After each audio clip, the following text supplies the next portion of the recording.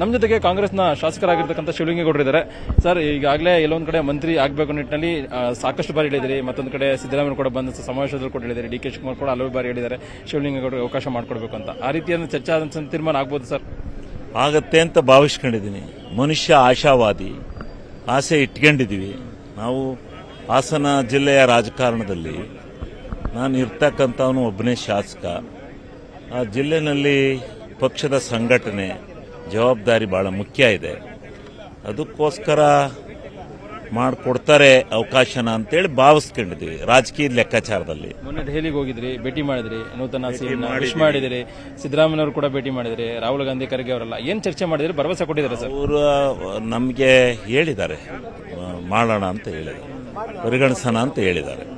ಶಿವಲಿಂಗೇಗೌಡರನ್ನ ಯಾಕೆ ಮಾಡಬೇಕು ಅಂತ ಪರಿಗಣಿಸಿದ್ದಾರೆ ಸರ್? ಈಗ ಪರಿಗಣಿಸಿರೋದು ಒಂದು, ನಾನು ಪಕ್ಷಕ್ಕೆ ಬರಬೇಕಾದ್ರೇ ಮಾತು ಕೊಟ್ಟಿದ್ದು ಒಂದು. ಎರಡನೇದು, ಹಾಸನ ಜಿಲ್ಲೆನಲ್ಲಿ ಸಂಘಟನೆ ಆಗಬೇಕು ಪಕ್ಷ. ನಮ್ಮ ಆ ದೃಷ್ಟಿಯಿಂದಲೂ ಪಕ್ಷದ ಮುಂದೆ ಬರ್ತಕ್ಕಂಥ ಚುನಾವಣೆಗಳು, ಜಿಲ್ಲಾ ಪಂಚಾಯತಿ, ತಾಲೂಕ್ ಪಂಚಾಯತಿ, ಗ್ರಾಮ ಪಂಚಾಯತಿ ಎಲ್ಲ ಅದೇ ಜಿಲ್ಲೆಯವರಾದರೆ ಸಂಘಟನೆ ಮಾಡಲಿಕ್ಕೆ ಸೂಕ್ತವಾಗುತ್ತೆ ಅನ್ನೋ ಭಾವನೆಯಲ್ಲಿದ್ದಾರೆ.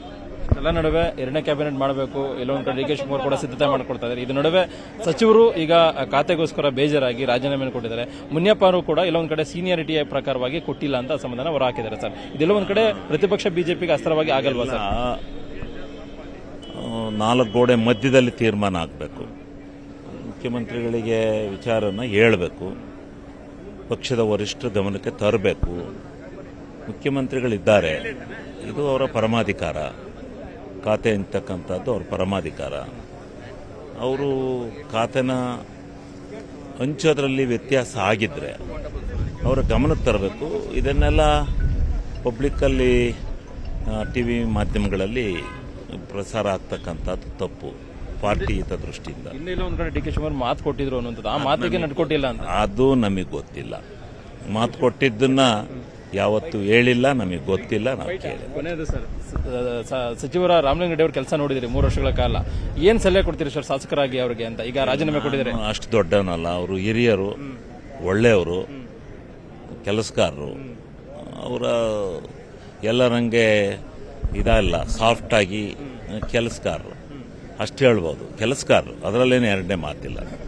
Thank you sir. ಇದಿಷ್ಟು ಶಿವಲಿಂಗೇಗೌಡರ ಮಾತು. ಕ್ಯಾಮರಾ ಪರ್ಸನ್ ಶೋಭಾ ಜೊತೆಗೆ ಕೃಷ್ಣ ಜಿವಿ, ನ್ಯೂಸ್ 18 ಕನ್ನಡ, ಬೆಂಗಳೂರು. ನಿರ್ಭೀತ, ನಿಷ್ಪಕ್ಷಪಾತ, ವಿಶ್ವಾಸಾರ್ಹ ಸುದ್ದಿಗಳಿಗೆ ಮತ್ತೊಂದು ಹೆಸರಾಗಿರುವಂತ ನ್ಯೂಸ್ 18 ಕನ್ನಡ ಈಗ ಆಪ್ನಲ್ಲೂ ಲಭ್ಯವಿದೆ. ದಯವಿಟ್ಟು ಇಲ್ಲಿರುವ QR ಕೋಡ್ ಅನ್ನ ಸ್ಕ್ಯಾನ್ ಮಾಡಿಕೊಂಡು ಆಪ್ ಅನ್ನ ಡೌನ್ಲೋಡ್ ಮಾಡೋದಕ್ಕೆ ಮರಿಬೇಡಿ. ನಿಮ್ಮ ಬೆಂಬಲ ಹೀಗೆ ಸದಾ ನಮ್ಮೊಂದಿಗಿರಲಿ. ಧನ್ಯವಾದ.